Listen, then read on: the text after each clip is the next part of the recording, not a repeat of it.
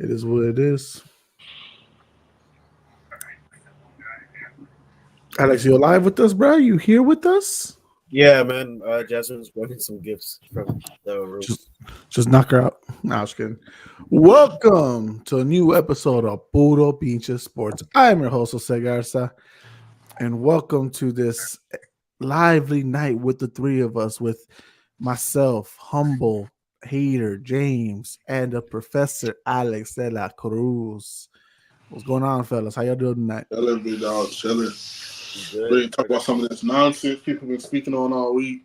Poor performance of nonchalant defense from my Cowboys, and some pretty amazing games where they took off this week too. So you gotta give a big shout out to some boys this week. Yeah, for sure, man, for sure. And guys, you know, we are now, and we just finished week 15. We're entering week 16. Like, we are really coming to the end of the football season, at least the regular season. So sad, so sad. It is. And of course, that's most of the time when after the football season's done for us, that's when we drive our focus into basketball or more. And Alex will definitely be potentially going more into baseball and stuff like that. So it is what it is. Alex, how you feeling? I know it's another week.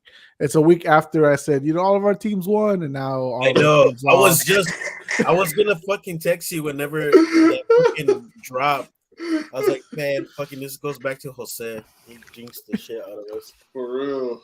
How? What? What are we talking about? How? Bro, you could have just not said anything at all, and we would have had good weeks. You know what I'm saying? Ty would have kept rolling. First of all, I don't need it to keep rolling. I need to lose, and my team did just that. Thank you very much. So I need to go down. So don't blame me because Darnell Mooney couldn't hang on to the fucking ball. Oh my god, that man! That was a tough game. That was bro. Y'all had first of all, the Bears had the win, and then y'all decided to cough it up after Joe Flacco threw all those pick sixes, and then you're like, you know what, Joe, we want you to win. I really thought they were going to take it. I mean, that game, so many opportunities. I mean, I think Justin's numbers don't reflect like how good he performed.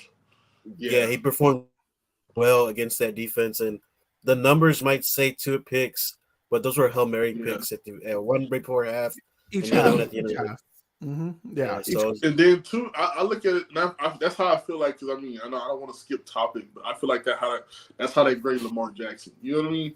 Like you don't take into consideration what he can do with his legs and the fact that he's not having to use his arm as much as every other quarterback does, but what he does to a defense in a nutshell. Like Justin Fields made some plays that game that was just like, I'm like, man, bro, if he can just like. The right coaching staff can just like gather around him and like if he had a Kyle Shanahan, like dog, he would be amazing. He would be so amazing. Like what you see, I think what you see out of kind of what Sirianni did to Josh or Jalen Hurts that first season that he took off. I think that's what you could get if he was to have somebody like that in his corner. Because I don't think no one backs him the way he should for him being that type of passer that he is. Alex, I'm telling you, Alex, you need to move on from Eberflus. I know he's doing good for your defense, but that shit don't matter. You need to focus on your offense right now. You need to focus on the development of your guy. One thing that really sold a lot of people were like Myles Garrett's coming at you full speed. Man. Justin breaks out of that tackle and throws a dime to Cole Kmet running to his left. That was like, a beautiful pass, bro. I mean, because it could have been undercut, but the way he put that on the rope, bro. Like that was, I mean, not many people escape Myles Garrett like that. And it's crazy too because he did that, and then Lamar turned around and did almost the exact same thing in his game, and I was just like, bro. But you like that drop pass, right? That 70-yard touchdown, Alex. You like that, right? Dude, Cole. Yeah, he's like. It wasn't Cole Kmet. It was Robert Tonyan. Oh yeah, it was Tonyan. That's right. Tonyan thought about scoring, bro. He thought about scoring. He looked up and saw that end zone, and it was like he was like, "Aaron, you're here. I'm back in Green Bay, Aaron." Yeah. Oh, the way he like, I think he was off balance, and the ball still like nose it down hit and him everything. perfectly in the hand, bro. Yeah. Like you couldn't scheme up a better dot than that. That was perfect play, perfect. Because I was like, how did he get all the way down there? And then you look at the instant replay, it was like a perfect PA boot, man. But we're still gonna be it's still gonna be a topic that Justin can't throw. So it's always gonna be that topic, but it's all right. I know what I see, and nobody. I mean, I'm telling you, man, it's a matter of getting the right pieces to turn the corner. And luckily you see it around the league. Everybody doesn't have that great coach, but if you land that right coach, because look how bad the Texans been for what the last maybe I don't know how long the Deshaun Watson situation took, but I can't think off the top of my head. But like when him and JJ Watt were actually like in their prime, they had D Hop and they went up to the Chiefs and then they got blown out. But still, they were like they turned the corner then. And then they just suck for so long. But then you get the right coach, and you see what they can do with the right coaching. And if CJ Stroud doesn't get hurt, they got a better record. They're looking at playoffs and all of that stuff like that. But I feel like y'all can turn the corner, man. Y'all got the right pieces and draft picks are in place. Y'all just have to use them wisely. Yeah. I think what's it called? They have the right piece as far as the Texans, right? Like even without the CJ, they won. Yeah. They beat the Houston Oilers. and I told you hiring of Ryan of D'Amico Ryans was key, dude. Like of that Texans team. Yeah, especially because he played there. He's from there. Yeah, so did they draft him? Yeah, they drafted him. So like his heart is always there in Houston. So I'm telling you, man, you want to go back to it. I mean, I don't want to quote, but you just gotta and it is so much for them, bro. It does everything for them, and then it's just a gathering of the right pieces, man. You bring in Will Anderson, you got CJ Stroud, so you got two young guys on both sides of the ball that's ready to take off, and just a defensive-minded coach that knows what to do with those pieces that they have over there. Because they got a lot of youth and they got a lot of speed, and they're using it perfectly, man. Off the edge and everything. So it's just, I give them 3 or 4 years before we're talking about that's their division. I love Trevor, but man, it's just so up and down over there.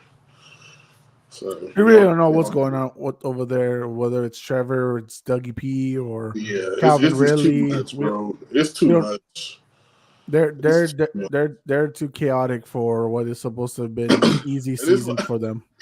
And to think everybody was just blaming ex football coach, blaming him for everything, and it's just shit's still going on. He's not even there no more. I can't think of his name. No, it's not Urban Meyer. Urban Meyer. Yeah, there you go. We think Urban Meyer was. Huh? I blame Shad Khan. He didn't have that fucking golf cart ready for Trevor when he fucking sprained that ankle. Oh, I saw that. That's kind of fucked up, right? I know Trevor. I know Trevor says no. I said I didn't need it. It don't matter if you need it. You're not the one we're looking at. We're looking at the owner, Shad Khan, and his little child Tony Khan, who owns a wrestling company. They're busy using all the golf carts for fucking wrestling moves and shit like that. So, bro. And did you see that new stadium that's supposed to get built? Which one, Jacksonville? Mm-hmm. It's like a SoFi 2.0. Bro, they already got swimming pools and shit like that in their own stadium. What the fuck you need a new stadium for? Hey, that new one is nice though. It's SoFi 2.0. I promise you. Nah. Crazy. Nah, you know who's out of SoFi? Brandon Staley. Finally, after a 63-21 blowout, he is no longer in SoFi Stadium. He is no longer welcomed. His key card for the Chargers is not accessible. He cannot enter the building. He has been excommunicated. Alex, I know you're gaga for Justin Herbert. How do you feel as one of Justin Herbert's biggest fans to see Brandon Staley finally get the boot in LA and no longer have to, be a worry for Herbert? I said in the text thread, I was more to Luke Getty might get in the boot, but Christmas came early for Justin Herbert. and now they can finally find a right-minded coach for them, and it's so crazy because that team is so talented, and Staley's a defensive-minded coach, and since he's taken over the team, he's that defense has been just terrible. Big plays after big plays. You got Khalil Mack. You got you got some notable names there, man, and they couldn't really do anything to put those pieces together. James, how you feel, man? James, tell me. I truly I like it, man. I mean, I wanted this guy gone for a while, just because, like, to allude just to what Alex said, it's just so much potential. It's so much on paper that you see cohesively just on both sides of the ball. Whether you're talking about offense, you're talking about Herbert, Williams, Mike, Keenan, Parham, Everett, Eckler, one of the Swiss Army knives running backs in the league. And then you go to the other side of the ball and you got Bosa. You pick up Sebastian Day from the Super Bowl Rams, and then you got Khalil Mack kind of turning back the hands of time a little bit. And you still got, you got Eric Kendricks from the Vikings, and you're not getting enough out of him with Keith Murray. And then you got the backside with Derwin and Asante Samuel Jr. And it's just like, dude, why can't y'all stop nobody on defense? And on offense, it's like, Herbert, are we going to get over the hump this year? Like, and it's just like you keep seeing the rise and the fall, rise and the fall. They take 2 games win, and then it's just like it's an ugly loss to somebody they should have blew out. And it's just like, dude, when are we going to put it together? So I felt bad because Kellen Moore just got over there. Kellen Moore leaves Dallas, and they play him in Dallas. He goes to the Chargers. It doesn't work out over there, and it's just like, okay, is it Kellen? Is it the scheme? Is it Brandon Staley? And then it's just like, dude, it just doesn't come together. So it's like you don't know who to point fingers at, but at the helm of it, it's always going to be the head coach. And this guy's had his fair share of opportunities to kind of get this thing turned around, and he doesn't. So it's like He's had 3 years, James. He's had 3 years to fix an issue, right? Justin Herbert is now going to have in his 5th year 3 head coaches, 3 different systems. He's going to have to look up now to. The first coach didn't believe in him, so they kicked him. Second coach was a huge failure, a joke, someone that should have never really gotten the position, but he fooled people to believing he was a defensive genius. He never showed that once in his 3 years there. And the next one's going to have to be the one that's perfect for Justin Herbert because here's the thing. As one of his biggest critics, now I don't want to hear anymore like, it was the coach's fault. It was anything like that. Now it's time, right? Now they're going to find the right GM. Supposedly they're going to find the right head coach. And this is the time for him to prove me wrong. It's time for him to prove all his doubt is wrong. So this is I'm the about time. to say, that's all I'm saying. It's not just you, shit. It's the world because it's like, Hey, bro, it's me, Emmanuel Ocho. I don't. Everyone that's freaking big against all this pampering of Justin Herbert. yes. Okay. Now that he's gonna get what y'all want, a head coach, right? A real head coach. Oh, Now is the time. Now is the time for Sunshine. him to prove himself right and prove me wrong. I'm telling you, because I feel like 2 guys that are probably not on the same level that they should be, rightfully so, because there's an age difference, but they are one and the same as a player. I feel like it's Trevor and Justin Herbert. Like coming out of college, I know Alex. Alex, you're not big on Trevor Lawrence, are you? I mean, I know him, and I followed his game since he was in high school, so Yeah, I know him and Justin were 1A, 1B, and then when he came into Clemson, he pretty much changed that whole Clemson environment coming right behind Deshaun Watson. So I followed a little bit of his game. My thing is just like I'm a fan of both of them. I like them both. I think they can be incredible quarterbacks, but I don't know the duration that you take to like think, okay, man, how long are we supposed to wait with this guy? How long are we supposed to wait? Like we put all our chips in the basket for this guy. Like you see what the Jags did. When they got Calvin, they picked up Kirk. They added Ingram. You got Zay Jones. Travis Etienne. You get your college running back and everything. So it's just like, how longer do you wait for this guy to understand how to control the game? As far as Justin Herbert, it's the same thing, man. It's staying healthy. It's hoping your team can stay healthy, and then hopefully he gets the right coach with him. Because at this point, there's nothing else you can say there's nothing else you can really say that's like, okay, this is why Justin Herbert's this. Like, it's put up or shut up time. This man got a big old contract. It's time to perform. And I think it'd be pretty crazy if the Chargers don't believe that he's the guy, and he leaves somewhere else. They're gonna. They already paid him. Yeah, bro. Like, but I'm just saying, like, some people are y'all know saying, what? I'll take him in Dallas. oh, look at that, Alex. 1 week later, takes 1 fucking week. I am sorry, Dak. I love you, Dak. We owe you apologies, Dak. Now, fuck you, Dak. I want Herbert now. Give me Herbert. I'm not saying get rid of Dak for freaking Justin Herbert. I mean, in my preference, I would. I mean, take it or leave it. I'm just saying that's me. I would take Justin over Dak. That's just me. Personal preference. Okay, Rashard Mendenhall. No. Stop that.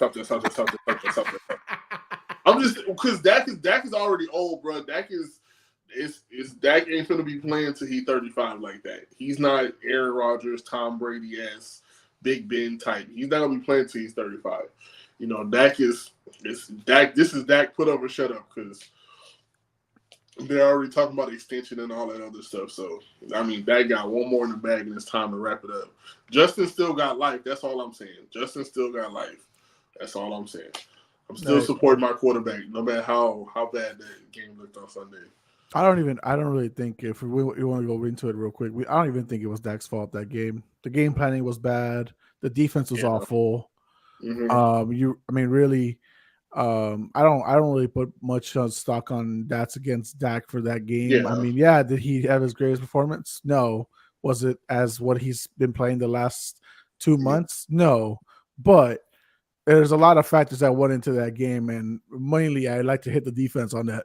You can't lose to a Josh Allen-led team where the motherfucker only throws 7 completions.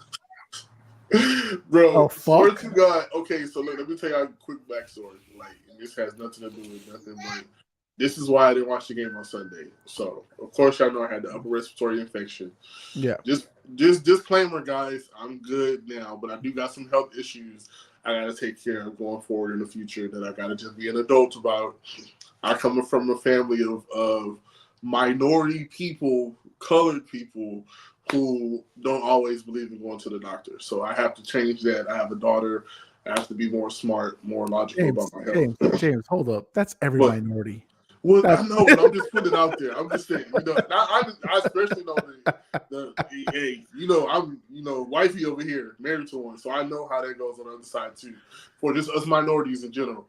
But I was playing cards with my mom and my wife and my niece, and I was coughing, but I was laughing at the same time, and I fainted, like I passed out, and I wish I could show y'all like how my house is situated. I have like a damn sparklet fountain water thing that's on the side of me. Like right now, if I fell over right now and I fell into one, that's what I did. Like I just blacked out for like 5 seconds and just hit my head hard as fuck. So I was in the hospital until like probably 3 a.m. They were running all type of tests on me and stuff, which came back good. The only thing is they was like, when you fell asleep, we believe you have sleep apnea. So I was just like, okay. So they was like, I need you to go get tests, study, All right. So I basically drugged myself up, and I was out half the day yesterday.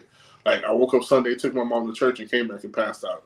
Woke up, we were getting our ass whooped. So I was just like, I'm not going to look at the fourth quarter. Why?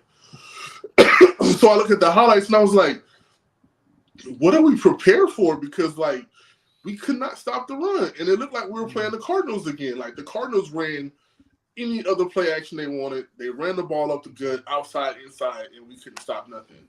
And so I was like, how is that Dak's fault? You know what I mean? I understand that he didn't really turn the ball over like that, but he also didn't pass the ball that well. But still, where was our run game? Where was our run defense? Where's the separation? Where is this powerhouse team that just took down the Eagles that this team just lost? Like, they just lost to the Eagles.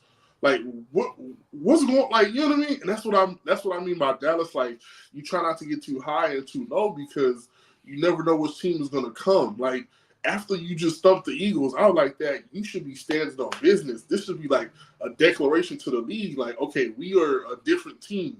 Like, we still got to go play the Dolphins and the Lions, bro. Those are 2 teams that are playoff contenders.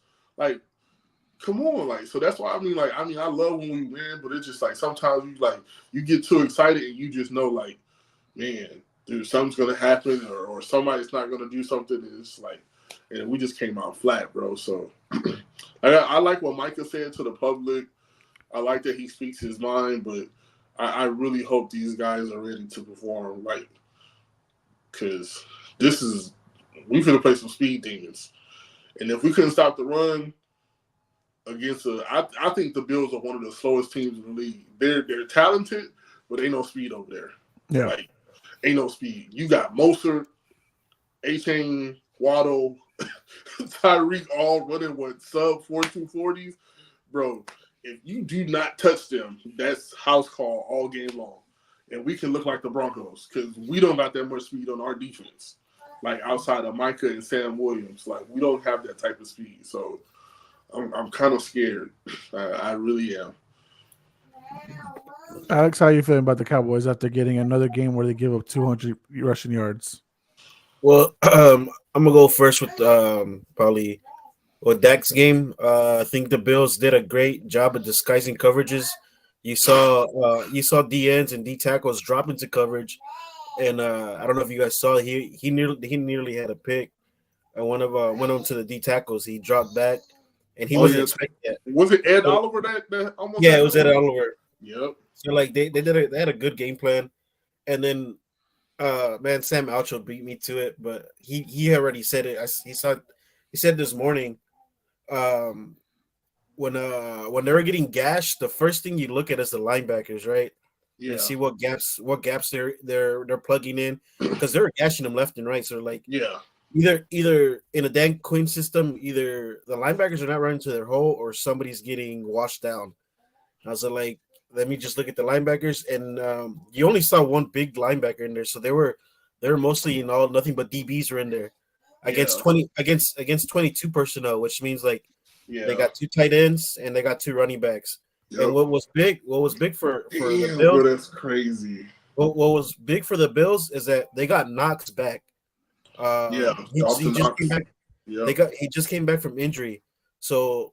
I think what the Bills did a great plan. Like let's line up into 22 personnel, and you would have thought that the Cowboys would adjust and bring in 2 linebackers and take out 2 DBs. But no, they kept the same. They kept the same. But Alex, like we don't. To be honest, the way I'm thinking about our roster, I don't think we're equipped to handle that. No, because Vander Esch is injured. Yeah. We have Damone Clark, which is probably our second biggest. I would say our second biggest linebacker, next to Micah and Sam Williams, because Sam Williams is probably our heaviest linebacker. We have Jabril Cox, but he's small. He's basically a DB. He's like 6'3", 6'4", 220 something. He's not really one of those like to plug in the hole. So we're not built like they are. You know how like they had when they had Tremaine Edmonds, you got Matt Milano, you got those guys out there like that. We don't have no big bodies like that. We basically are daring you to pass the ball so we can create takeaways. And they went completely opposite of that, which is crazy. And it's crazy because like the year before that, or it was a year before, last year, you would see Parsons in the at linebacker like. Yeah, either at the wheel or the mic, and then this year Dan Quinn said, "No, you know what? We're just gonna have Parsons with his hands on the ground and get into and that's one of the reasons too. Is like, well, now I know why they put Parsons there because to cover some stuff that was exposed yesterday or on Sunday. Yep.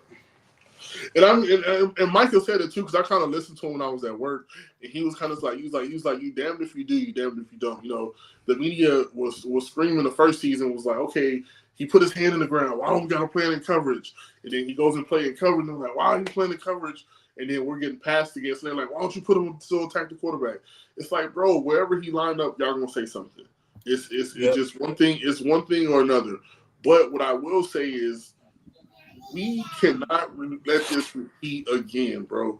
I do not want to go into the damn playoffs and lose like we lost to the St. Louis Rams to a backup running back off the street that gashed us for damn near 200 yards, and we can't stop the run. Like, that is a sad way to go out, bro.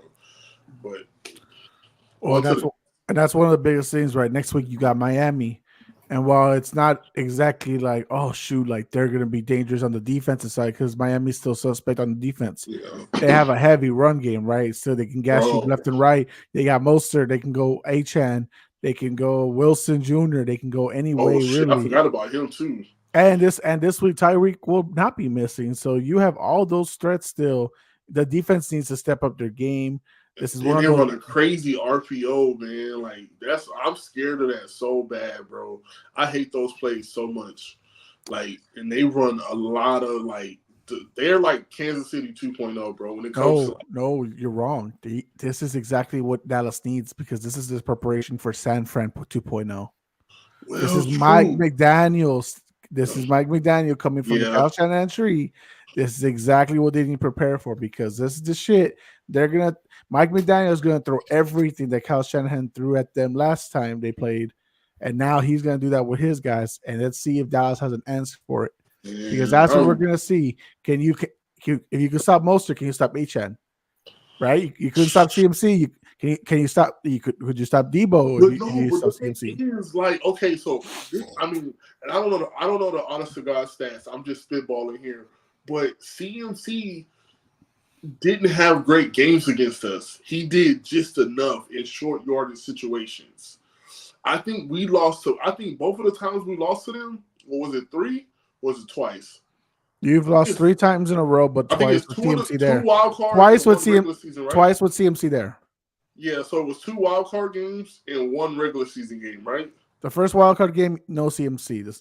The second one, CMC, and then this season. But yeah, like the way I feel like we lost to George Kittle. I feel like we could not cover George Kittle in pivotal moments. Like, so that's what coverage to me is where I think we need to be better for the. Well, that's just one of the things. Coverage on defense, but like offensively, Dak just has to play better. Let me give you the total stats that I have here. Brock Purdy threw for 4 touchdowns with 252 yards. You had Jordan Mason who ran in a touchdown. He was actually the rusher that ran y'all through at 69 yards. Y'all held McCaffrey at an average 2.7 yards per play. Per carry, for 51 yards, but he did get a touchdown in there. Yeah. But he did have 27 yards of receiving. Kittle got 3 receptions for 3 touchdowns, 67 yards. I'm telling you, man, crazy. Brandon Ayuk, Deebo Samuel, they put up together 113 yards on 7 receptions. So, yeah, it's just we got to get to Purdy. That's one thing we got to get this pressure on him. But yeah, man, I just hope Dallas is ready, man. Like, I just hope we learn. And I hope this goes into consideration that we need to plug up the middle or at least get somebody else on the edge. Because,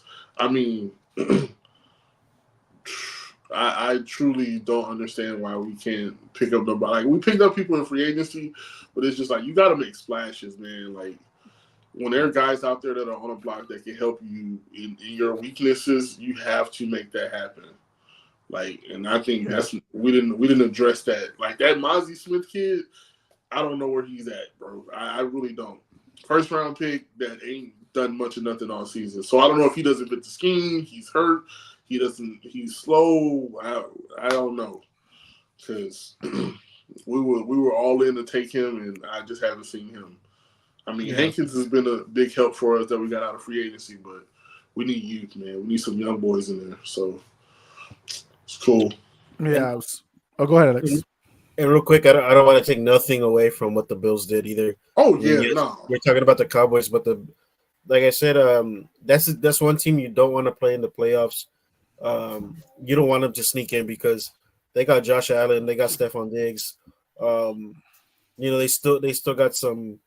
That defense can still make plays, and then especially like if I don't think they'll probably win the division, but if they get a chance, you don't want to play in Buffalo.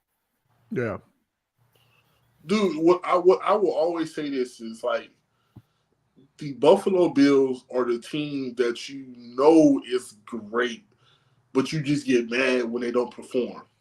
And it's almost like it's the same sentiments I hold for Dallas. It's like, dude, you go out here, you do all these adjustments, you add these guys, you plug in these players, Dak start playing good, we start beating up on some of these teams, and you start feeling good about yourself. And then it's like when it's time for you to perform, you just nut up. Now, granted, Buffalo has had some shortcomings and some unfortunate incidents that taken place in games. I mean, dude, it's sad. You just don't know what would have happened if they would have got to the next play or the next level or the next round. But, dude, make no mistake, this team is loaded. Quarterback, running back, tight ends, wide receivers, defense as a whole flies around. They added, what is the dude? They added Rashard Douglas out there. He fits perfectly for them. And then not to mention they lost Tre'Davious White for like the third year in a row. And they still seem the way to like collectively pull it together. You got Von Miller healthy again. You saw him flying off the edge. The young kid today. Well, I mean, he's coming around. At 24, I think it was on 24 plays only. That's why I'm like, yeah. But I mean, he's coming back. He's getting healthy. He's testing it. But I mean, I can't say the boy's name is Greg Rasurio or Ronsu, something like that. That kid is nice. I like that kid, bro. Kid is nice. He's a baller. So, well, look, right now the Bills have an easy path, right? That they can arguably, if let's somehow say they get some help from Dallas and Dallas beats Dolphins and stuff like that, they're only 2 games behind the Dolphins right now. They would need a lot of help to make sure that it stays that way. They got the Chargers, no Herbert, new interim coach. They ain't gonna do shit. The Patriots, hey, we'll let y'all have it. Yeah, we already beat you this year. We'll let you have it. It's cool, no worries. And then the Dolphins the end of the season, which I do think I would still favor the Bills over the Dolphins. We saw how they played each other the first time this season. The Dolphins got a little healthier too on their defensive end, but I don't know. I mean, I still like the Bills' chances in that one. So we'll see. More importantly, that's like who they face in the first round of the playoffs is going to be a big key, right? If they get an AFC South team, I favor the Bills, right? I'm not like, no offense. I know the Jags beat them this year in London. That doesn't mean it's going to be a repeat performance, right? So if anything can happen depending on what the scenario is, right? Take, for example, James, fantasy football. Alex dominated all season long. He lost both his quarterbacks, and now he has to play me next week in fantasy football playoffs. It's just crazy, it just depends on matchups. That's all. So I might have an easy path to the finals. I mean, I'm just saying. Bro, that's wild, bro. That's wild. Why would you insult that man like that? No, don't do that. Don't do that. Don't protect him. After all the episodes that he was like, guys, who's in the playoffs? Guys, who's got the best record? Right, Alex. Right, Alex. And it's funny because right before they played me this year, they were like, "Oh yeah, let's bet. It should be easy win on Alex." It'll be the same thing again in this playoffs. No talk, no bark until after. We'll see. Hey man, go out there and grab me some of them hot young boys, Browning and shit. Get you some Drew Lock, man. Boys is balling right now. Let me tell you who's. Don't get DeVito though. Don't get DeVito. Let me tell you. No, James. Let me tell you who's available in the quarterbacks because those guys are gone. Oh, we're playing double quarterback league, so yeah. So Nick Mullins is available. You can get Nick Mullins. You want Nick Mullins, Alex? No. You want Taylor Heineke? You want Mason Rudolph? I know you want Mason Rudolph. Yeah. Oh wait, your boy Easton Stick. You want Easton Stick, right? That's what you want. Oh no, Zappy. Zappy's available on here. Zappy might get you 3 of them, man. Don't sleep on Zap. Zap in Denver. Oh no, darling. Oh, hey, anything can happen. You don't know what Denver you're gonna get. Or you get the Denver that got blew up by 60, or you get the Denver that showed up and beat the brakes off the Chiefs. You don't know which one you're gonna get. I don't know, but it's gonna be a Christmas Eve for me or Trey, right? What an awful game, Pats and Broncos. Oh, good Lord, I am so sorry, America. I am so sorry.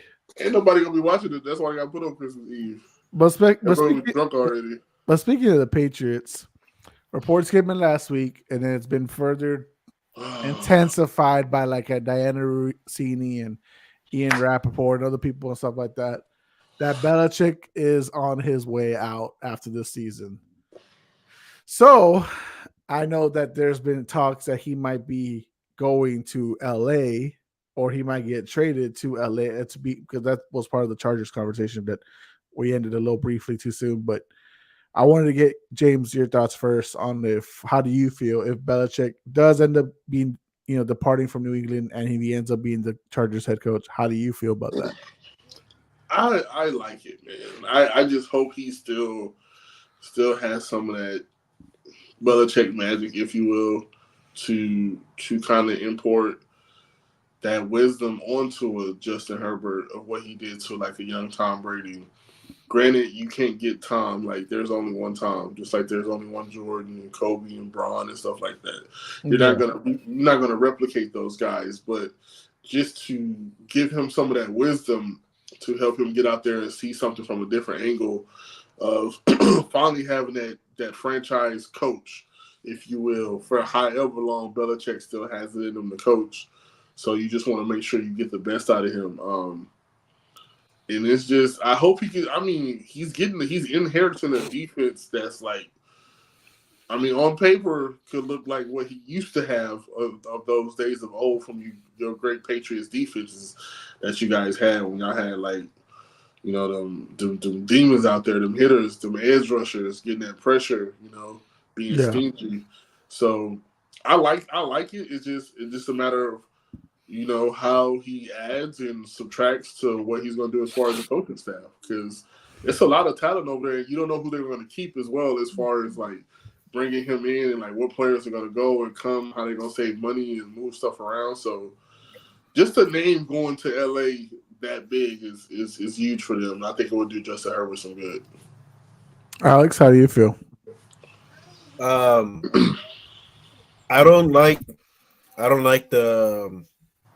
the move on both ends. I don't want him to stay in New England, and I don't want him to go to the Chargers. Here's why. Because if he stays in the Patriots, and you get Caleb, I think he'll slow down Caleb because he's proven that he won't provide the weapons, right? Yeah, true. And then and it looks like the offense comes second to him, so he'll give the play calling to somebody else. The offense can look real bad at times, and that goes to Bill. And then the same thing if he were to go to New England, I think that defense will do good, but I think the offense takes another step back. True. So, and that's exactly why I don't want him to stay in New England and or even go to the Chargers.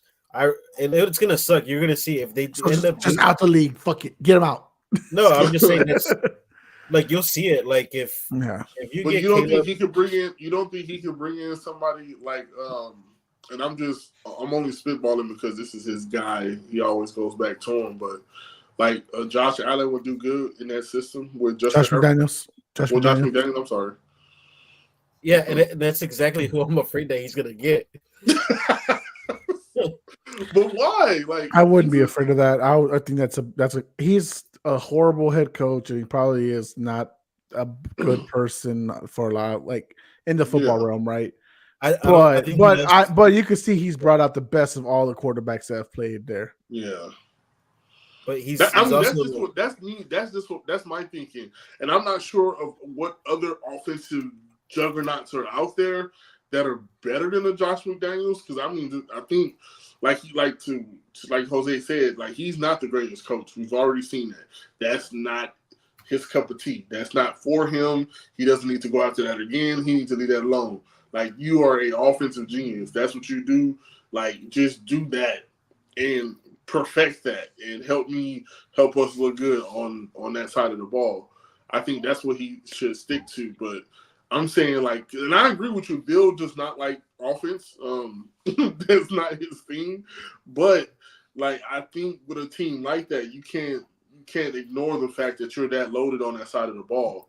So you have to keep Josh going forward and not backwards. Like, else, it's no reason for him to even go over there. It's a waste of time. Let me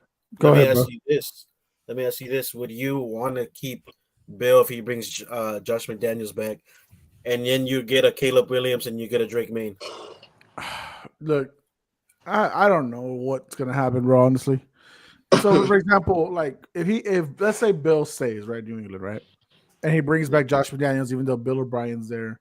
Well, I mean, I guess you're just gonna fire Bill O'Brien after 1 year, but you also didn't like your quarterback, so like, is that even fair? If you bring back Josh McDaniels, look at Mac's best year was his rookie year. That's the year Josh McDaniels was there. Look at the time when Tom Brady was there. Great. Cam, not the best that he is now, right? But Josh did bring the best out of Cam that he could have, right? With his schemes and stuff like that. Was that the best for Cam in the end all the way? Probably not, but it's also COVID year. I can't really give you a full freaking answer of what it could have been if that's not even more a fair extended time. I don't think that run is a fair assessment. That's what I'm saying. Like it was so short and it was so like limited that it's like, did we even get to see the best of McDaniels and Cam? We don't know, honestly, because we saw how it was pre-COVID and then post-COVID. When Cam got sick and stuff like that. So there'd be different things there. Overall, I mean, I don't know. I mean, you're right. He's not the best guy at drafting. For all we know, he's gonna go for Bo Nix in the second pick overall instead of any of those other guys. For all I know, but at the end of the day, man, I mean, sad to say, we need to get rid of GM Belichick. And if the only way we can get rid of him is by getting rid of Coach Belichick, that's something that I have to accept.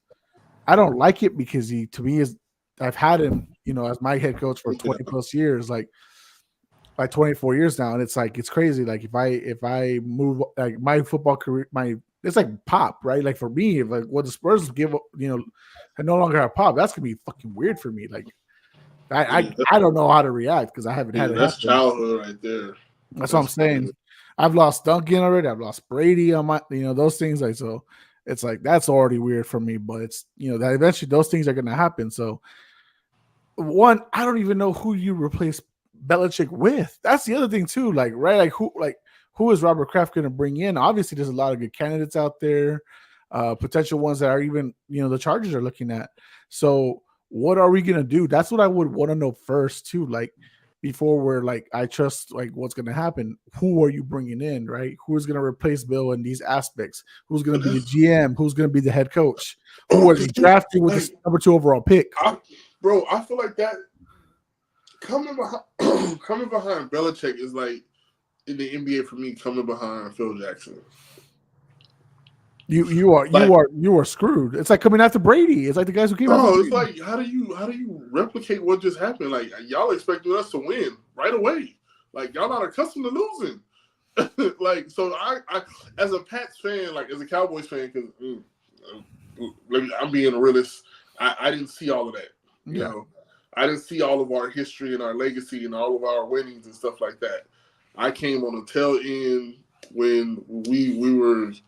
We're coming out of some good times, and it ain't been better since. So, to replicate that, like, it's hard, bro. Like, you're talking about somebody coming after Belichick who's just done nothing but really win. And yes, these latter years have kind of been sad, but like, y'all still expect to win. And even to be hired in that shadow, bro, like, is huge, man. That's huge. That's huge because you ain't got no time to screw up. Like, you ain't going to get that patience that he got because he got grace for being great.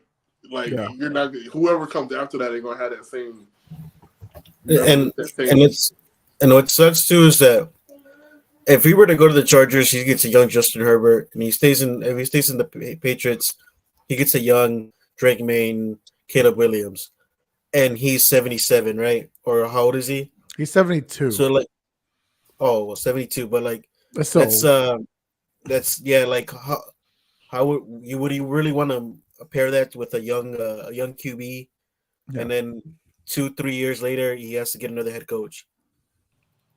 So that's another way of putting it. Like to even think about like that'd be pretty crazy. Like I think the only reasonable way to do that is if he stayed in New England, like the same way with Pop and Wemby, right? Like that's the thing that comes in my head. But go ahead, Alex. But yeah, I'm just saying like that would really hurt the quarterback as far as development of getting another head coach in his year 2, year 3, maybe. And Well, the way I look at it too is like when we got Bill Parcells. Parcells was old as shit. Like, like Bill Parcells was old, bro. Like, I'm thinking this man. I feel like that was like Joe Biden before Joe Biden. I feel like Bill Parcells got there was down the sideline the way he was just lunging around. But like I said, like it could do one or two things, man. It can either help or hurt wherever he lands because he just is Belichick, bro. Like, who wouldn't want him as a quarterback?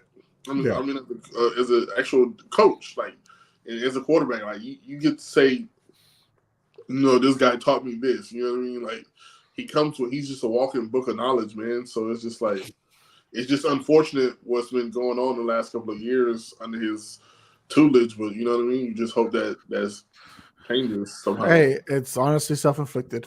Yep. It's really the harsh truth. It's like, hey, man, the reason your team sucks on the offensive side, the reason that you don't make the playoffs is because you did this. You orchestrated this rosters together, and you made some bad contract deals, and you got nothing to show for it. Yeah, true. A lot of people want to say he's still chasing Brady. I mean, and for Belichick, he's always had greatness when he's won championships, right? Yeah. People will remember easily. Oh, the 6 with Brady.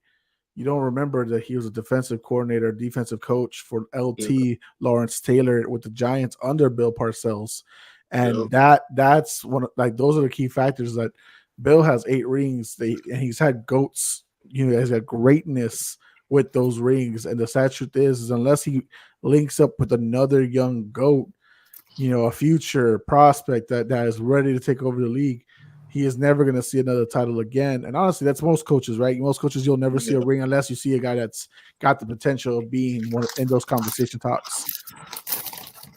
That's wild.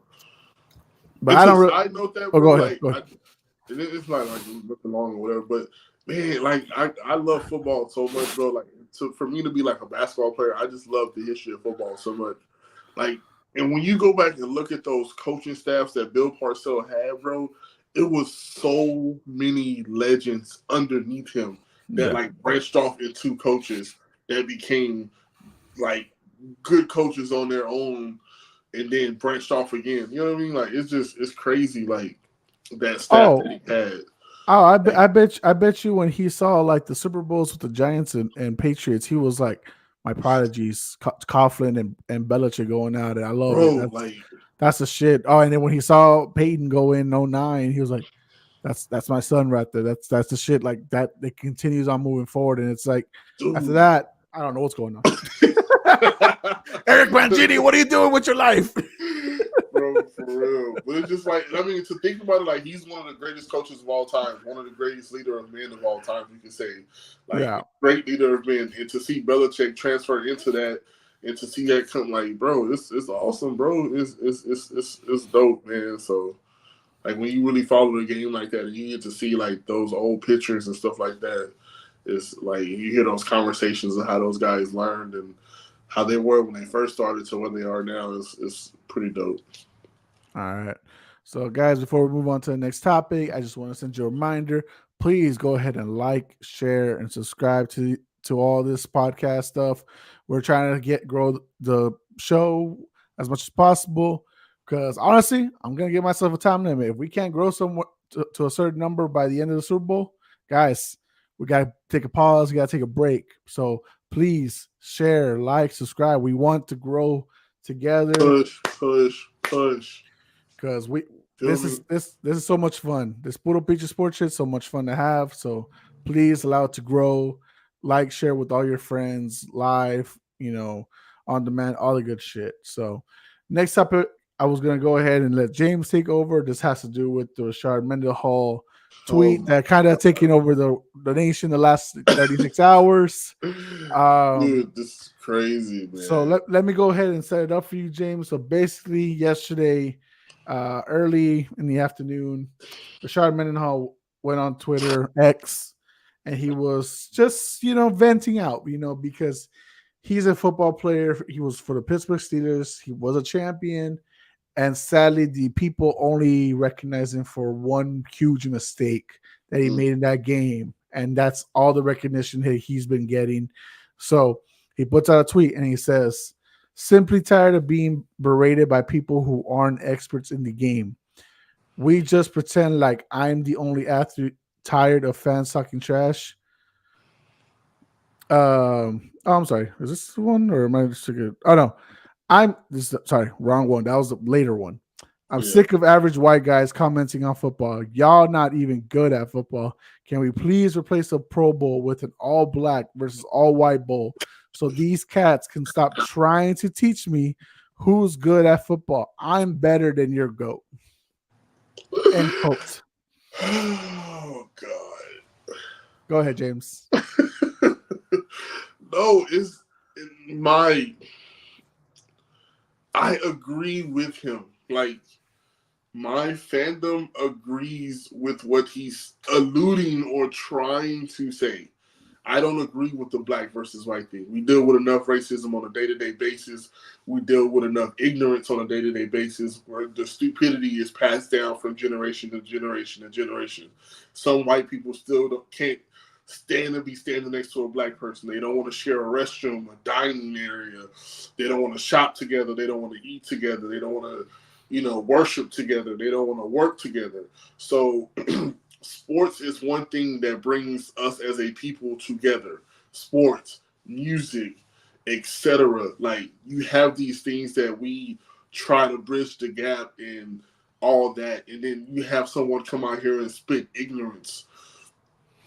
And then now you have you can't do anything and undo it no more. There's no etch and sketch world.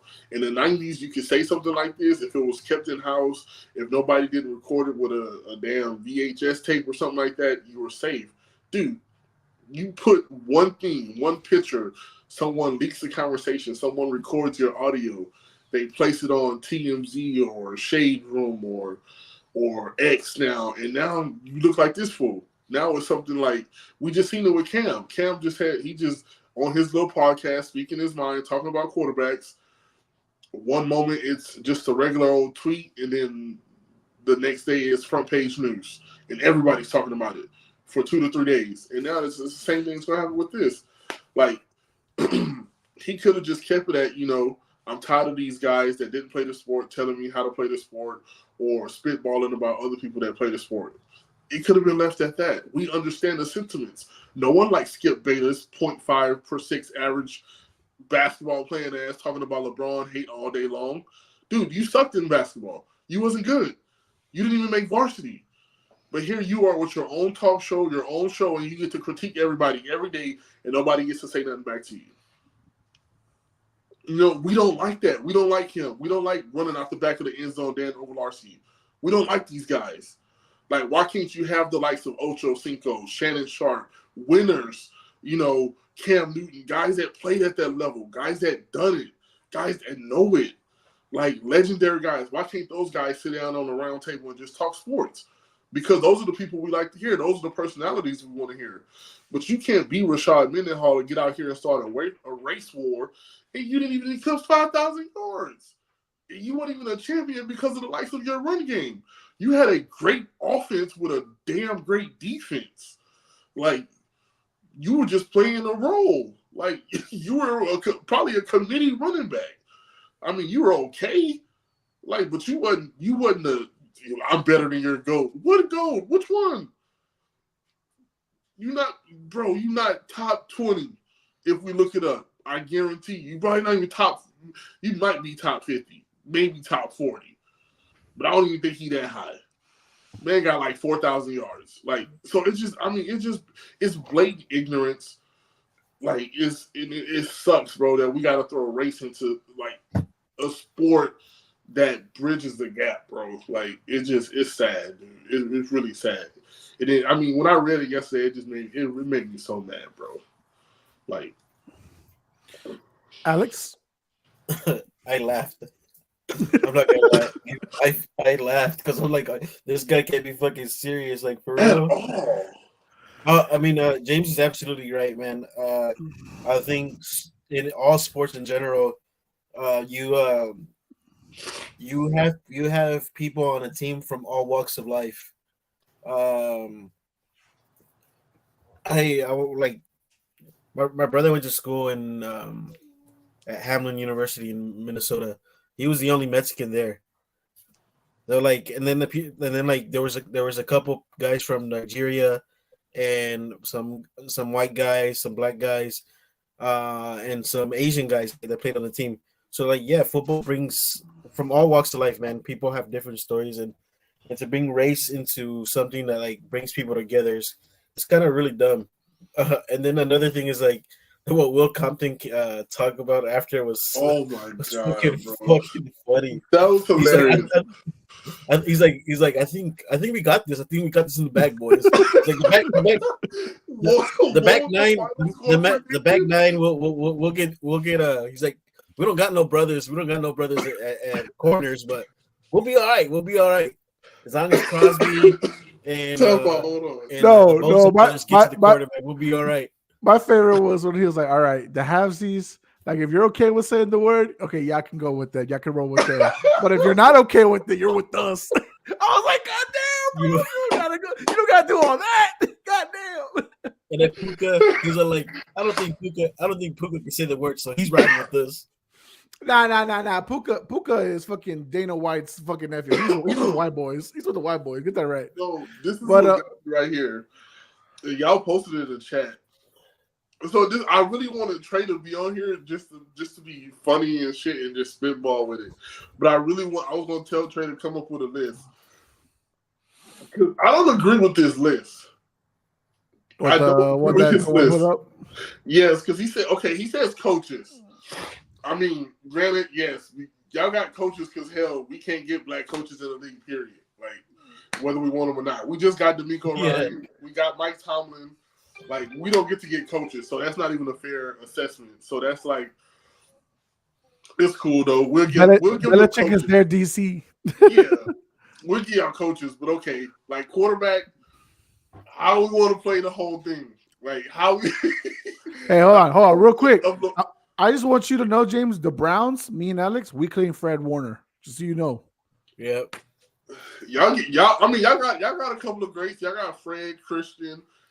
We are not starting Mark Sanchez. I don't give a fuck what people are trying to tell me. We are not starting Mark Sanchez. Y'all have to. Who else y'all got? You got Victor Cruz. You got Chris Olave. I'll find somebody. Our offensive line is stacked. Right. Yeah, that's true. Yeah, because y'all got you won't be able to jump our borders, bitch. You won't be able to jump our borders. Y'all got Anthony Munoz, Will Hernandez. We got Aaron Hernandez. We got killers on our team, bro. We got Aaron. Yeah. We got shooters. Cruz, Tony Gonzalez. Yeah. We got. Okay, we got rhythm. Okay, so look, he said they got quarterbacks. Depending on what side Pat Mahomes goes to, is a deciding factor. They got Tom Brady. I mean, so that's not the best quarterback they can have. Yes, it is, but still, like we can compete with Pat Mahomes because we got the receivers. So, and we got receivers. They don't got DBs, bro. What are you gonna stop? Like, no, they definitely don't have DBs for shit. And then he said running backs. They don't got running backs either. We got all the best running backs, bro. Like, granted, Christian McCaffrey is top right now, but like, dog, he's not traditional running back. We would have the running back category sold up, bro. Fullbacks, yes, they got that by a mile. Offensive line, I don't agree with that. We got Silverback. We got some big boys out there. We got Trent Williams, Tristan Wirfs, Michael Orr. We got Larry Tunsil. No, I think this is not all-time great. It was all-time great. This shit ain't even a conversation. That's true. That's true. We got Tristan Wirfs. We got Silverback Trent Williams. We got Larry Tunsil. We got what's his name? Jesus Christ. What's big boy name? Elton Jenkins. You know, we got Teron Armstead. We like offensive line.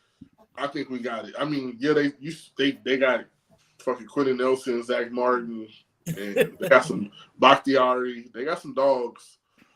You see, back to Makai, Baker can't stay healthy though. He can't stay healthy. What about tight ends? Undoubtedly so. They got Mark Andrews. They got Travis Kelce. Travis, I feel like Travis. They got George. Nah. Don't try to inject some blackness into them. No, just because he dipped into them girls. You know, don't mean he black, bro. Don't mean he black just because he had some fun. You can say that about half the league. You can say that about half the league, bro. Brown sugar, bro. He ain't. Come on, he don't like that. Oh, okay.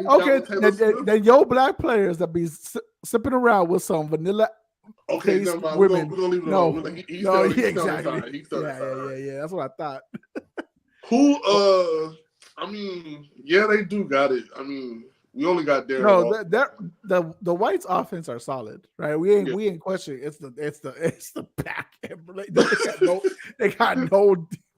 Because he also said defensive ends, and I feel like, bro, we got some crazy defensive ends. Like, don't just disrespect us like that. Just because TJ Watt is the guy right now. But I feel like what else you can have? I mean, it'd be a crazy game. That's for damn sure. It would be dope, bro. I ain't gonna lie. It would. It'll cause. But see, here's what I want to say, James, because there's people that took the race bait and they got mad and they were like argumentative with Mendenhall's tweet. Yeah. But I give respect to Pat McAfee, JJ Watt, Will Compton, guys that were like, you know what? We're white guys that played in this league, and we know that what he said is asinine. But we're gonna go ahead and have fun with this shit because we know that he's fucking wrong. And that's all, bro. It's the greatest clickbait ever. Like, if you want to ever start something, all you have to do is put a race on it. Like, I read, and I'm probably sure a lot of people didn't see this tweet, and because he's not a globally known artist, they kind of went under the radar, and it didn't surface to where a lot of people spoke about it. But a rapper named Slim Thug from the city of Houston, which is one of the, he's one of the big, prolific, legendary guys in the underground music that comes from Texas. He said, I feel like every race should own their own music.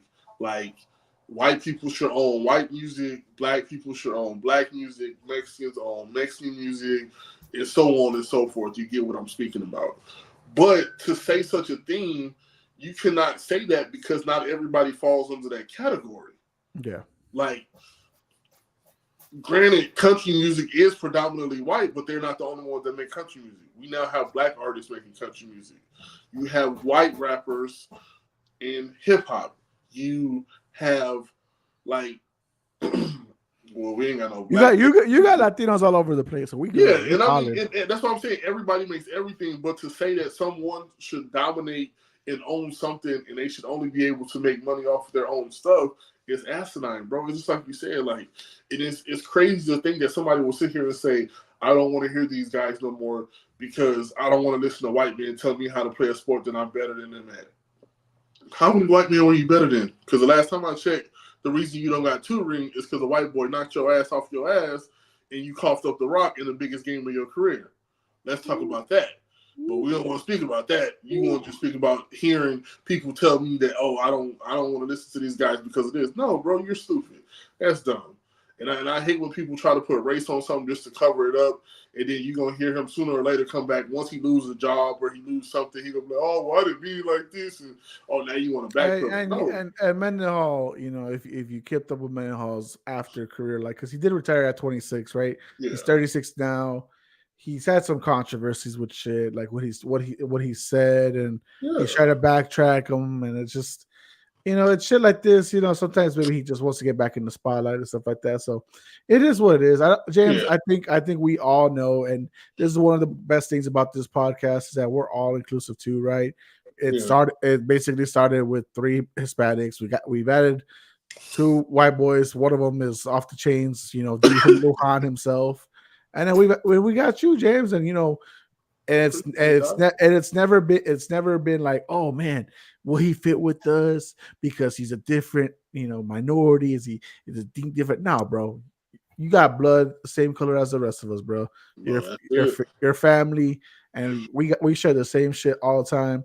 Yeah, were we raised differently? Probably. Did we have different cultures and ancestries? Absolutely. Yeah, but I mean, But not what's so the much. I'm pretty sure y'all do some stuff in the same way my parents did in my household. But We'll that's probably what I'm do saying. the Like same. at the end of the day, like Yeah, that's what people think it is. But I mean, at the end of the day, we're still humans and we're still buds, bro. Like yeah, that's not hard to do. Like, I mean, people that want to keep it a race war, okay, do that shit somewhere else. Don't bring that yeah, shit where we got that shit united. Okay, like we don't yeah. need that shit.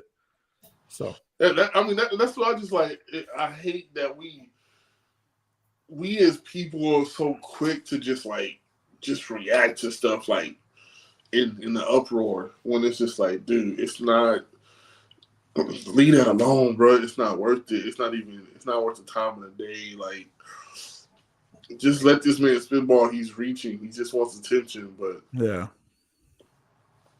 it sucks, bro. It really does. I hate he said it just for the. I hate it because it's like what it does to the people and for the sport. You know, everybody's not gonna run with it, but you know, at the end of the day, it's kind of like, okay, here we go. You know, once you feel a togetherness coming, then you get a divide. And once you feel a togetherness, then it's a divide. It's just like, bro, stop it. So, but I'm glad, like you said, I'm glad everybody got to have a little fun with it. yeah. And I just hope that man come to his senses. It's not that serious. Well, I mean, he's got to be going through his own demons for him to want to bring up this kind of stuff. So hopefully he finds what he needs to make him feel better from all this. But overall, I'm glad that most athletes like just brushed it off like, Yeah. nah, it's not. Shut up, you wrong. Come on now, shut up. Okay, Michael, again, I want to go back to it. What do you have against Dan Orlovsky? Come on, man. What has he done to you? Don't, man. I just don't. I don't like, bro. It's a few guys that are on national television that I feel like don't belong. He's one of them. Why? Sometimes I feel that way about Matt Hasselbeck too, because I'd be like, bro, you wasn't that great. You know what I'm saying? Y'all was some very average Joes that played in a league that was dominantly ran by running backs, and you had a few good teams that had great wide receivers. And bro, no, man, hell no. Like Matt Hasselbeck, if you didn't have Sean Alexander, I was gonna say you better get this right. yeah, bro, if you didn't have Sean Alexander, your career would have been cheats, man. Like, and these dudes just get on here because I hate it, bro. I hate the way they bash people. I hate the way they talk. Like, and I know it's like it's not always them. It's like the way the TV, they want to set up the ratings, so they want to say crazy shit all the time.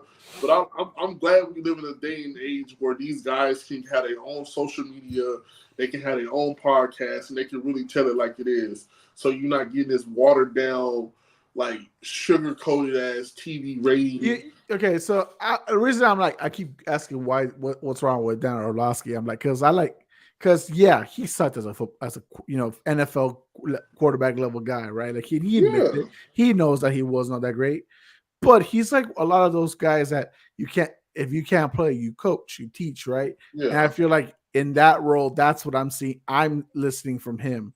Now, obviously, when he says shit like, "Well, I still believe in Carson Wentz," what? No one does. Like, what? We don't need to go there. Like, you good on a lot of other spots. I don't need to listen to that shit. It's when it comes to like, dude. It's when it comes to certain people, and it's like, it's just certain. I mean, it's just the stuff that I hear, man, and it makes me hate it.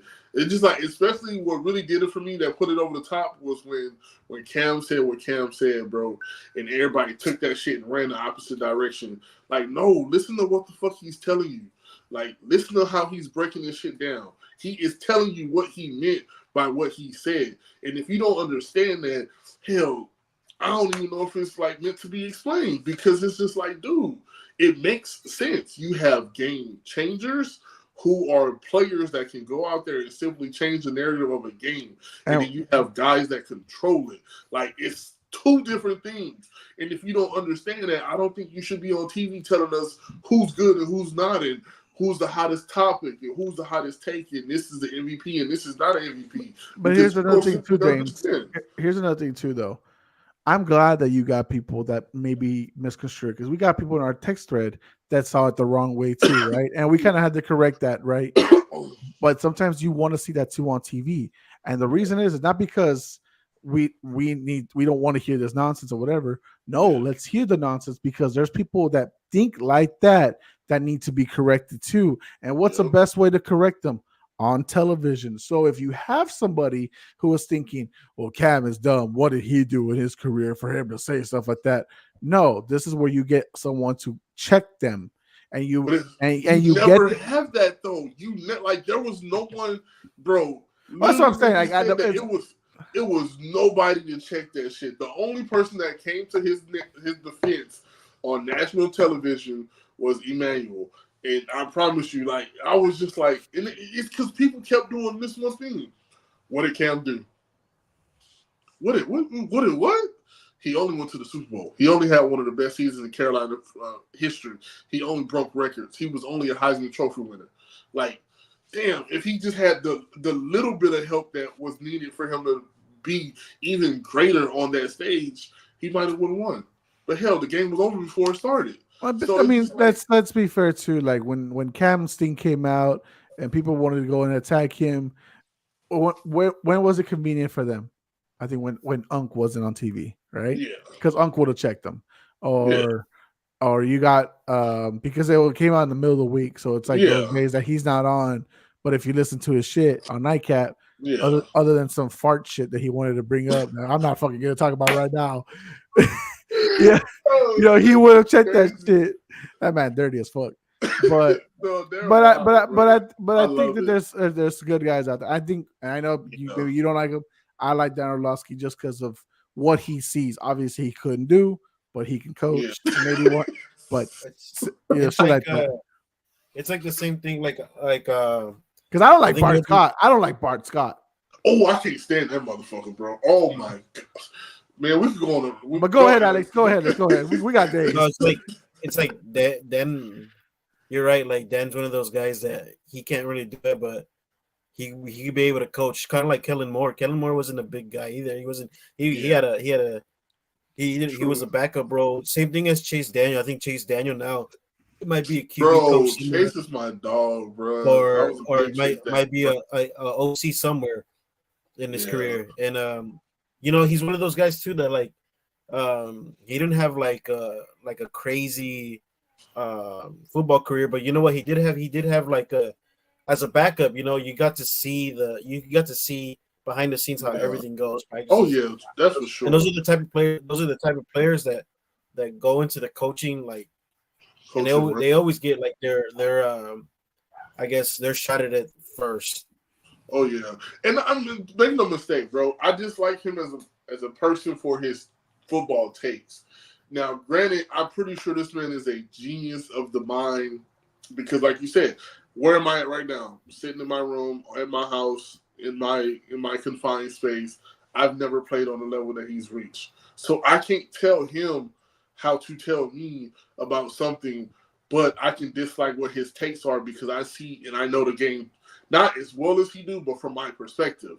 So, like, and you're probably right, because that's the way what Kellen Moore was a dog at man. Like, he was decent. But you know what I mean? It just didn't transpire for him, like the game didn't take that next level. So he faltered into a role of where he can learn and just be an offensive-minded guy. So it's like a lot of guys are like that. And I mean, hell, Byron Leftwich was one of the, I don't even know where he at right now. He needs to be on somewhere coaching, but dude, look how he was for Tampa. He had them going crazy. And I mean, you would look at his playing career and be like, man, he could have been better if they would have just built around him a little bit more. But then too, he goes into this OC role and is splurging and thriving. And it's just so a lot of guys are like that, man. A lot of guys have a lot to give to the game. It's just, you know what I'm saying, it takes them the right people to get around, to get their niche, to get their spark going, and they do so much more. So, I mean, shout out to Dan, punk ass man. Well, let's move on to the main event topic of the night. Monday Night Football, we do have the 11-3 San Francisco 49ers against the 11-3 Baltimore Ravens. Ladies and gentlemen, this could be potentially a Super Bowl preview when we have Lamar Action Jackson leading his team against Brock Purdy, the not most valuable Niner on his own team, But damn, both teams are going strong. Both are the most well-rounded teams in their conference.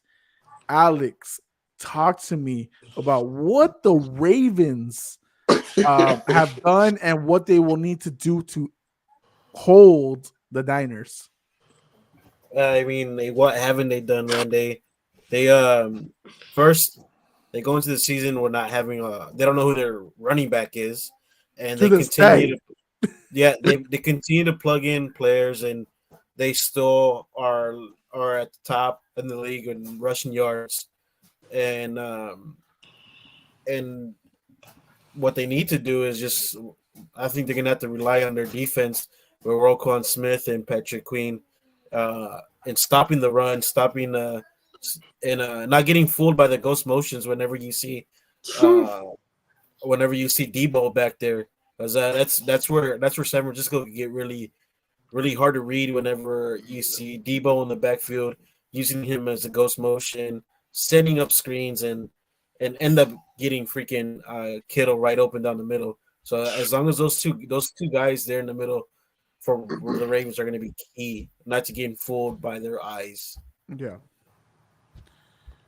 So right now, the Ravens, James, they are the number one in points per game allowed at 16.1 points per game. So teams haven't really been able to score against them, and we've definitely seen that a lot lately. You saw that just Sunday Night Football against the Jacksonville Jaguars. They couldn't do anything to answer. Justin Herbert and the Chargers couldn't do anything to answer. And the teams that they've lost to, that's been low scoring, and it's a lot of self-inflicting losses, right? They had the lead in most of those games, and then either it's Lamar and honestly his fumbles at the time that was a real issue, or it was players not catching the ball, and it allowed teams to come up and change everything. You had Lamar as an MVP, before the season started. James, how are you feeling overall about the Baltimore Ravens now, and what are your thoughts on what they can do to stop the Niners? This is probably the Baltimore that I wanted to see, and they're actually moving in the right direction. If you ask me, I don't, and I'll come out on a limb and say it like this: if they lose this game, it really doesn't matter. I look at it as a plus for them because one, I don't think they've faced or will face nobody as strong as the 49ers in their division. Because on both sides of the ball, they will be tested. One, it allows Lamar to see where he stacks up against this type of defense with pretty much he's not going to – I mean, if he does go crazy, it's going to be on some Michael Vick type of stuff this Monday. It's going to be on just like him being a video game player and making people look foolish because this defense from sideline to sideline, Bosa, Sweat, Greenlaw, Warner, they can keep up with him within a distance and a range. So for them to get the pressure they need to get, they're going to have to keep him contained in the pocket. Now, as far as the DBs go, I think that's where they have the advantage. I feel like the speed of Zay Flowers, I feel like Odell coming into his own. Man, Isaiah Likely is a beast. I love this kid since preseason of last year, and I am an even bigger fan of him right now. So to see him doing what he's doing with Mark Andrews not out there and him getting the shots and the opportunities, I like what these kids can do. So offensively for Baltimore, I think it's really one of those things where they just get to test themselves. They just get to see what they stack up against. Now, as far as defense, this defense is going crazy, and I'm pretty sure Alex is going to like this because this is going to be one of the biggest defensive games of the season. Dallas has a good defense, but we just have a good takeaway defense. These dudes stop run. These dudes stop pass. They clog up the lanes. You got Roquan out there. You got Kyle Hamilton out there looking great.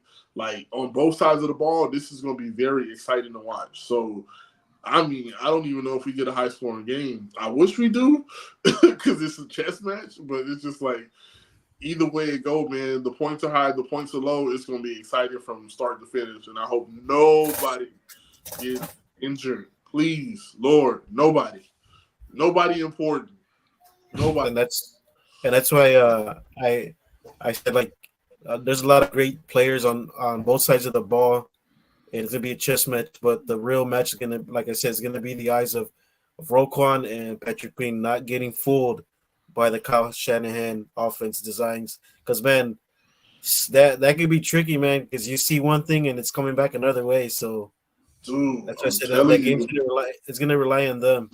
And those guys they're the like Roquan and Warner, man. Those are the quarterbacks of the defense. So whatever goes on, it starts and finishes with both of these guys, man. Like, and man, dude, it's almost like Greenlaw is like a Fred Warner Jr. to have a replicated guy that can go the same distance as you, man. Like, Lamar's gonna have to keep his head on the swivel because they gonna.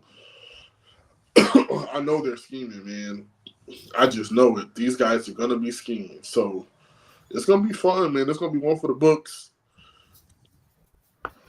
No, man. I mean, it's gonna be exciting as hell.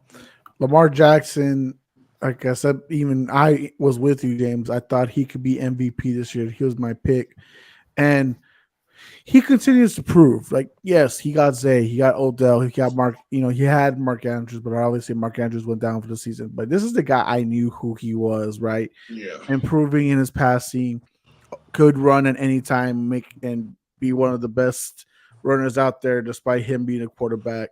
He's not limited by either or, right? He's a full hybrid. He's a guy that can make things happen. And every play you see Lamar Jackson, as soon as the ball is snapped and he gets the ball, it's exciting because you don't know what's going to happen next. But you know that anything can happen. He can throw that ball. And people underestimate how accurate he has been this year. I'm telling you, man. That man puts the ball on the money, and it's just sad that the numbers drop because his players sometimes just can't hang on to the ball. He gets them right on the money, and they just can't hang on, or anything, right? Like he looks so comfortable. I don't know if y'all feel like this way. He looks so comfortable just throwing the ball. He's not trying to heat it. He's not even overpowering himself. He's not exhausting himself to do it. It's just a smooth sail to a spot. And I think in this game, what he'll need to do is to be the MVP, right? Because for me, this is where he hasn't been as one of the major talking points for an MVP, but if he can be Lamar MVP Jackson, the one we saw in, what was it, 2019, then bro, this guy can be. He could be walking away with a second MVP after this season. I'm gonna tell you right now, if he wins this game, convincingly too, no error. Convincingly, if they win this game by at least 14 points, and he puts like 100 on the ground and like 150 to 250 in the air, oh yeah, it's done. It's sealed. That's all it takes. Not even that, James. If he clutches it, let's say they're down, if he's on the last drive and he brings in the game-winning drive. Game, it's sealed. Brock Purdy's done. Brock Purdy don't got to do it. Brock Purdy just got to go out there and play. He has the easier game of the both of them. Like Brock Purdy, just like Cam Newton said, regardless of people like it or not, don't fuck this up. That's all he got to do. You're going to hear from the media all week long. You're going to hear the media on the predictions on not even next Monday, because I don't think anyone's going to be no ESPN, no nothing, because the games will be going on because it's Christmas Day next week. And all you're going to hear is, man, the Niners have everything. They're the perfect team. They're everything. Mm-hmm. You underestimate this Baltimore Ravens team. I'm telling you, and they going to come in there and they're going to do what Baltimore do. They're going to smack you right in the mouth. And they're gonna punch you right in the mouth. And I'm telling you, the thing about San Francisco is, yes, Christian McCaffrey is great, but they have not met nobody that'll stalemate them just the way they would how they do everybody else. Like the Eagles was that only one team that could have did that to them, and it didn't happen. Dallas had a chance to, but that didn't happen. So I'm telling you, they come out here BSing like that, man. Baltimore gonna punch them right in the mouth, and Baltimore don't gotta put up a lot of points. That's what people don't realize. They can win that game 6-3, 9-3, whatever. They can win that game on the field goal. I'll give you a nice prediction. I'll tell you right now. I think the final score will be like 27-24. I'll say that. I was thinking somewhere along the lines of 24-17, 20-17, one of those two. And look, and it's not like we don't have an example of the Niners losing, right? They lost three Yeah. straight. Yeah, those games didn't have Trent Will. One of them, Trent Will, went down, but at the end of and that's why I said in the text thread, I think he's more Yeah. for MVP for that Man, team than anyone else. But bro, I promise you, and I feel the same way you feel because I feel like Dallas at one point in time, our MVP was Zach Martin, him and Travis Fredericks. Bro, them dudes was, man, they made that whole look like somebody was giving birth. like Zeke wasn't getting touched for like 2 to 4 yards. And Zeke is not that, like, young Zeke wasn't even that fast. Bro, Yeah. he was shifty and he was strong. But, like, dude, he wouldn't get touched. So it was like, I know what you mean by saying, like, dude, and I promise I wish somebody like him could get that. Like, Trent Williams has been a staple on every offensive line he's been a part of, if not the best player on every time he was on the line. So I just think about how Washington used to run with us. He used to get on that edge for Washington. Like, dude, he's a juggernaut, man. He's one of the greatest to ever do it at that position, like, hands down. Alex, tell me what the Niners need to do to contain the Baltimore Ravens. To what are their keys to victory? It's to continue to pound the rock and set up play action passes. And like the same thing I said, Kyle Shanahan is a great at scheming up designs to get the ball to Debo and essentially getting Ayuk the 1-on-1s and hoping that he could win. And that's basically it, man. Because you know it's going to be a dogfight in the trenches with Trent Williams, and San Francisco has like a stacked offensive line. So I think those two, the offensive line to the defense, is going to pretty much play itself out.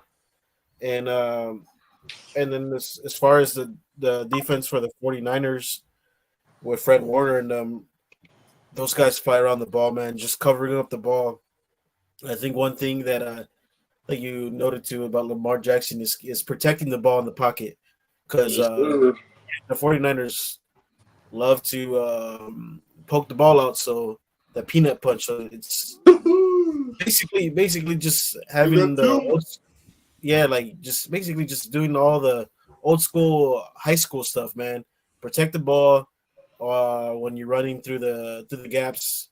5 points at all time, keep it high.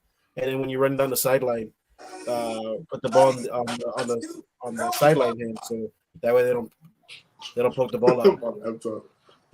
Every time, James, I swear to God, every episode, you gotta put something. Copyrights, motherfucker, copyrights. You're trying to get me in trouble here. I think for me, the Niners are going to try to do what they did with the Eagles, and they're going to try to contain Lamar in this case the way they did Hurts. You know, they don't have to necessarily go in and hit him and go for the sack and everything, but you put him in an uncomfortable position. You know, he's going to be looking for the rush the whole time, and maybe they're just going to try to contain him and cover all the way. But we'll see, man. That defense is scary. Chase Young coming in there, that trade acquisition has just been nasty for them. It's just another piece to add on with Greenlaw, every time Warner, Bosa, Ward. I think of like who the hell was sitting in that office and was like, yeah, that's a good trade. Like bro, like how you could like literally Washington, you could literally just send them to the Cardinals or something, somewhere like not even an issue to the world, but you decided to send them to the best, arguably one of the best defenses in the league. So, Chase and Sweat, since leaving the Commanders, are thriving in there. Yes, they are. Sweat and Chase love their new positions. That's why I was like, bro, I think is a free agent this year. If I'm not mistaken, I think he is on Washington, Deron Payne. And I'm like, I know you're not a fan of Dallas, bro, but please, we could use you. I know you would love to play next to Micah. Hey, he might not be a fan of Dallas, but does he hate Washington more? Because that's when you get those rival players, like when you get them into your squad because they hate their own team that much. That's the beauty. Like Cincy, they might lose T. Higgins to Kansas City because that would be crazy, bro.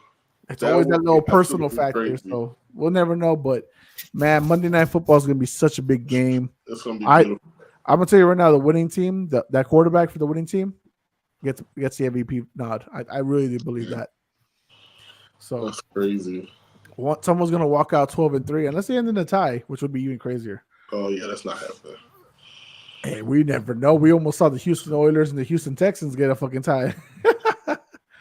That shit was crazy. All right, guys, I got a little 2 games for you.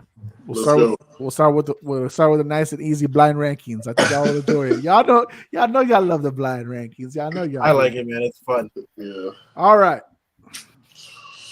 Blind ranking the Los Angeles Chargers' next head coach. Okay.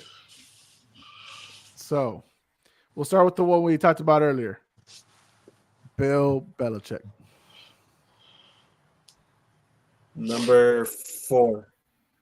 No disrespect. Yeah, I'm gonna go 3 because I think it falls 50-50. Okay. I still think Kraft loves him, and I think he still wants to be there. So. Okay. The Lions offensive coordinator, Ben Johnson. I actually don't know much about that guy. He's the favorite for a lot of people. He's a favorite? To be the new head coach somewhere, anywhere. Because I know it's somebody else out there that I'm going to put at number 1. So I'm going to go with him. I will go with him at I'm going to go with him at 2. I'll take him at 2. Who'd you say, Jose? I didn't. You cut off. Oh, the Lions offensive coordinator, Ben Johnson. Ben Johnson. Oh yeah, I'm also gonna. You know what? I'm gonna get him number 1. I think he's gonna be a head coach somewhere next year. I think Ben Johnson would be a perfect fit there for the Chargers. Okay. Yeah. All right. Yes. All right. Next up, the Washington Commanders offensive coordinator, Eric Bieniemy. Number 1. That's what I was always know. That was my number 1. I'm gonna put him number 2. Okay. Wow. I don't think Ben Johnson and Eric are there far ahead. Okay. I'm debating where I want to put this one. Cowboys defensive coordinator, Dan Quinn. I'm gonna put him at number 4. I think he is a hot commodity. He is a very hot commodity. But I think some of these like just blaring losses or like hiccups to his resume. I mean, because he has a stellar resume. What he's done with his defense over the last couple of years is great, but I still think you just see some of these unquestionable characteristic things happening. And he will go somewhere. If he does go, he'll be a hot take, and somebody will want him. Someone's gonna unload a bag for him for real. Like I can't see him staying another year. As much as I want him to as well. But we'll see. We'll see what Jared does. How deep the pockets are. He's gonna be a head coach next year, but like I said, man, same thing as Bill. I don't think that's a good fit for the Chargers right now. Even though I think Dan Quinn is a remarkable DC, and I think he deserves another chance of being a head coach. Yeah. I'm about to put him at number 5. Okay, so Alex, that leaves you number 3, and James, you're number 5, right? Yeah. All right. The last one I have is the Michigan Wolverines head coach, Jim Harbaugh. Oh, I ain't mad at that. And number 3, I ain't mad at that. Damn. It's good because I got 2 high offensive coordinators in I don't.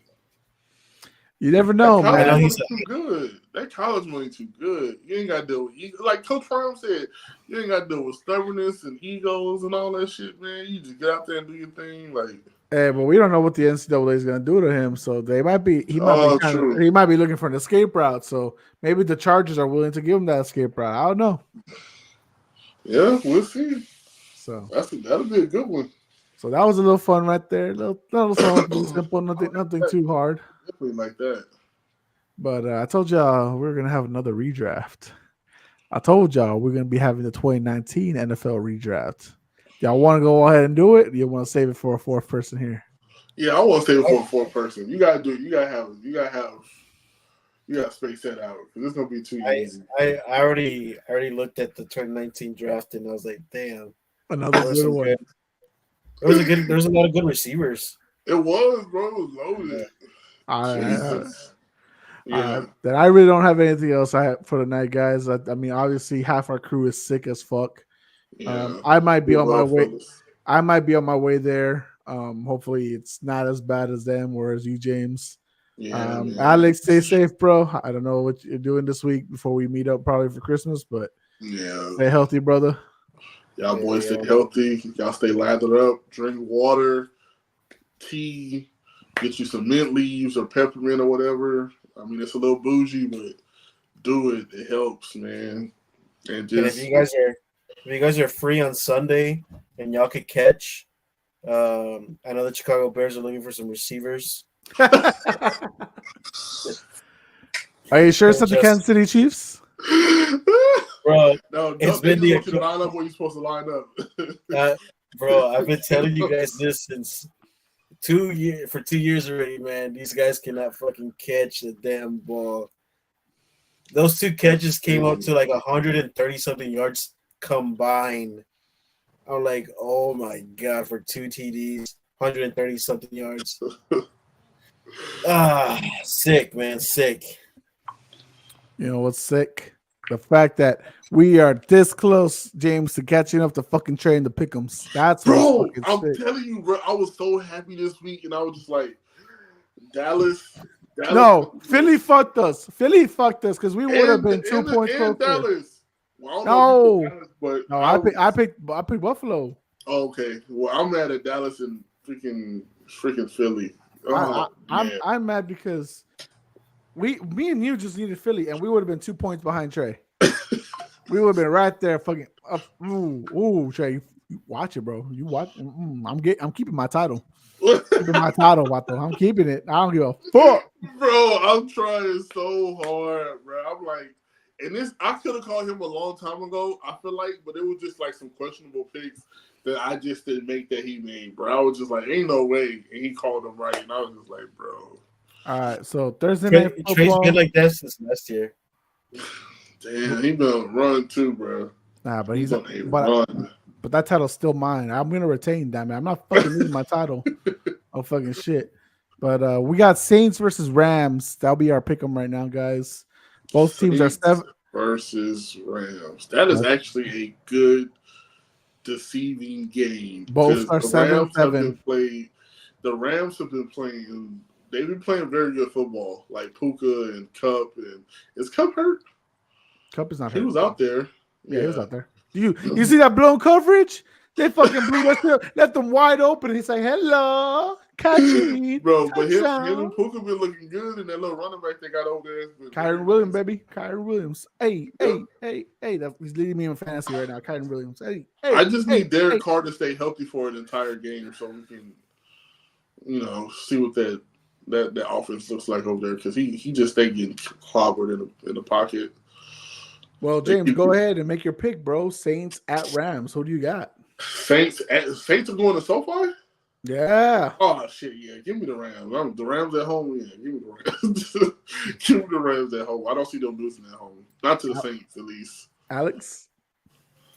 Man, I don't know why I keep on doing this. So I still keep on picking the Saints. But fuck it. I can't. Why change now? We're already week what? Week 16. You're not going to win. I mean, you might as well. So, yeah, I'll pick the Saints, man. I really need them to fucking win. I know it's not realistic for the Bears to make the playoffs, but if they were to make the playoffs, they need the fucking Rams to lose. But, yeah. And hopefully Williams don't go off, because I know that Saints defense is pretty good against the run. Yeah, so they just went crazy this weekend. He's going to go off, baby. He's going to go off. He's going to whoop your ass in fantasy. We'll see. Hey. Give me the Rams, baby. Give me the Rams. Let's get that W, baby. I mean, that's not my team, but damn, I love that team so much at times. Like Cooper Kupp, Todd Gurley, those guys have won me fantasy leagues, bro. Like, Kyron Williams is gonna be the third Ram to win me. Fucking, that's gonna be my NFC team. They're gonna convert me. They're gonna convert me to have an NFC team. Dang. I'll be Patriots forever, and then right here the Rams. Be like, you know what? They're gonna win me more fantasy leagues, bro. Hey. And I'm predicted to lose. You have no quarterback. You have no quarterback. CJ Stroud is dead. Herbert's dead. You got fucking nothing. goes out and fucking. Those are both of your I quarterbacks. got Joe Alex? Flacco. Joe Flacco's gonna. Yeah, those are my quarterbacks. I got Joe Flacco now. Damn, bro. I'm all right though. I got DJ Moore, Stephon Diggs, David Montgomery. Those are the guys that are gonna have to lead me to the promised land. Good luck, bro. It's gonna be it's gonna be a battle because on both semifinal matches is a Bear fan versus a Patriot fan. So it's me and you, and then it's Alex. I mean, it's Art and Brian. Art's a Bears fan, Brian's a Patriots fan. So we might have a Bears versus Patriots, or all Bears and all Patriots finals. That's crazy. No Cowboys in the playoffs, huh? No, y'all get the fuck out of here. Oh, you know what? You know what, Jose? Yeah. The last time the Patriots and the Bears met in the Super Bowl or championship game. I don't know if you want to know that score. 40 fucking years ago? We really want to talk about 40 fucking years ago? It's going to relive itself again. And what has happened? What has happened since? Oh, man. Hey, we'll see. We'll see now. We're gonna see it. Hey, at least both of y'all got one in y'all lifetime. No, Alex never seen one. Alex not 40. The Reggie Bush? You mean New Orleans? New Orleans? Well, no, not Reggie. Reggie Bush was on that Chicago team? No, Reggie Bush was on New Orleans. What the? Oh, Are you thinking about when they went to the Super Bowl against the Colts? Yeah. No, that wasn't Reggie Bush. We destroyed Reggie Bush that year. Yeah. We had Cedric Benson, Thomas Jones, Devin Hester. But that was a Peyton Manning curb stop. Like, let's not even joke about it. Like, that was a Peyton Manning curb stop, bro. Rex Grossman was our quarterback. Oh, Rexer. Yeah. Florida Gators. Yeah. Yeah. But just to go back to the pick'ems before we close out, Alex, you're in last at 127. It's okay. You can catch up to Marco. He's in fifth at 129. Jeff is at 130 and fourth. Me and James are still fighting at second at 141, and Trey's in first at 144. Damn, bro. So we're still fighting for this, gentlemen. We're still fighting for this little championship right here. Winner walks out with that shit. How many wins did you get last year, Jose? I don't know, but I think I'm down compared to last year. But I did win. I did win. That should be another. That'll be a cool stat to keep. Like how much? Let's see. Did that was go down or up? That was we're going into week 16, right? So let me see. Am I equal or better than last year? Ooh. Week 16 last year, I had 144 points. So I'm 3 points less. I'm where Trey is right now. That's where I was. Trey is where I was last year. And by the way, last year, none of y'all were fucking close to me. Like the last 6 weeks. Y'all didn't sniff my jockstrap at all. Like, y'all were not close. So this year's a lot more closer with Trey getting it right, and James is right there with me. So it's gonna be interesting fighting on a few weeks. See who wins it all and who gets that pot money that Trey's been holding for us. He's just gonna keep it for himself. Obviously, it looks like at this point. Money that he's been using to do his picks on the week or gamble with. Fucking Trey gambling our money. He's doubling the pot for y'all, man. Oh man, yeah. You're gonna get me copyrighted. I swear to God, James. Hey, it's not me, man. It's John Morant over here going crazy. So. Hey, yeah, John Morant's finally back. I think they won, which is good. I mean, yeah. Good luck to the kid, man. I really hope that he fixes the issues that's held him back because we want to see him, Zion, and all these guys play great. Yes, sir. Obviously, we'll get into more basketball stuff when it's time. But, guys, thank you for watching. Again, like, share, subscribe. Follow us at Puro Pinche Sports on Instagram, TikTok, YouTube. Follow us at Pinche Sports Pod on X/Twitter. For Humble Hater James, the Professor Alex de la Cruz, I am Jose Garza. We are Puro Pinche Sports, and we are out. Yes, sir.